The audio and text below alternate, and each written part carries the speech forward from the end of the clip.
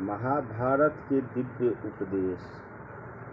जो पुरुष दूसरे का कल्याण करता है, धर्म पर श्रद्धा रखता है, किसी के भी गुणों में दोषारोपण नहीं करता और वस्त्र की भांति साधुओं के छिद्रों को ढकता है, वह सारे पापों से छूट जाता है।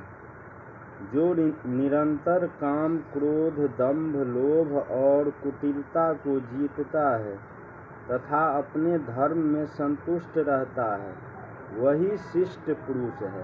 अनसूया, क्षमा, शांति, संतोष, प्रियवादिता, काम क्रोध का परित्याग, शिष्ट पुरुषों के आचरण का सेवन और शास्त्र ज्ञान सहित कर्म परायणता, यही शिष्टाचार है। क्रोधी पुरुष न मारने योग्य प्राणियों को भी मार डालता है, कठोर मर्म भेदी भाषण से अपने गुरुजनों को भी दुख देता है। अतएव यदि अपने में तेज हो तो क्रोध को अवश्य जीतना चाहिए। पुरुषों को सदा ही क्रोध का त्याग करके शांति धारण करनी चाहिए। धर्म से गिरा हुआ मनुष्य अच्छा हो सकता है, परंतु क्रोधी कभी अच्छा नहीं होता, यह निश्चित है। दूरदर्शी लोग जिसको तेजस्वी कहते हैं, उस पुरुष में क्रोध होता ही नहीं। तत्वज्ञानी विद्वान उसे ही तेजस्वी मानते हैं, जो अपने में उत्पन्न हुए क्रोध को ज्ञान दृष्टि से शांत कर देता है। मूर्खों ने सदा क्रोध को ही तेज मान रखा है, परंतु क्रोध को रजोगुण का परिणाम है और सदा मनुष्यों का नाश करने वाला है। क्रोध के दोषों को जानने वाले विद्वानों ने इस लोक और परलोक में परम कल्याण की इच्छा से क्रोध को जीता है।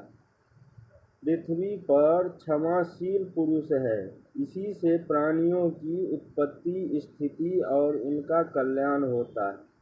यदि मनुष्यों में पृथ्वी के समान क्षमा करने वाले पुरुष न हो तो मनुष्य जाति में कभी परस्पर में मेल न हो और सदा विग्रह बना रहे। विद्वान पुरुषों को तो सदा ही क्षमा रखनी चाहिए। मनुष्य जब सुख दुखों को समान रूप से सहता है, तभी उसे परब्रह्म की प्राप्ति होती है। क्षमावान पुरुष इस लोक में सम्मान पाता है और परलोक में परम गति को प्राप्त होता है। जिनके पास बहुत सा धन होता है, वे शरीर को अच्छी तरह सजाकर नित्य निहार करते हुए अपने शरीर को सुख देते हैं। इससे उन्हें इस लोक में तो सुख मिलता है, परंतु परलोक में नहीं मिलता। जो योग्य युक्त है, तप करते हैं, स्वाध्याय में लगे रहते हैं, जितेंद्रिय हैं, किसी भी प्राणी का वध नहीं करते, इन लोगों को यहाँ तो सांसारिक सुख नहीं मिलता, परंतु परलोक में वे बड़े सुखी होते हैं। जो धर्माचरण करते हैं, धर्मानुकूल धन कमाते हैं और गृहस्थ बनकर यज्ञ क्रिया करते हैं, वे इस लोक और परलोक दोनों में सुख पाते हैं। जो मूर्ख लोग विद्या, तप और दानादि कुछ भी नहीं जानते हैं और केवल पुत्रोत्पादनादि विषयों में लगे रहते हैं, उसे इस लोक और परलोक दोनों में ही दुख मिलता है। जय सिया राम।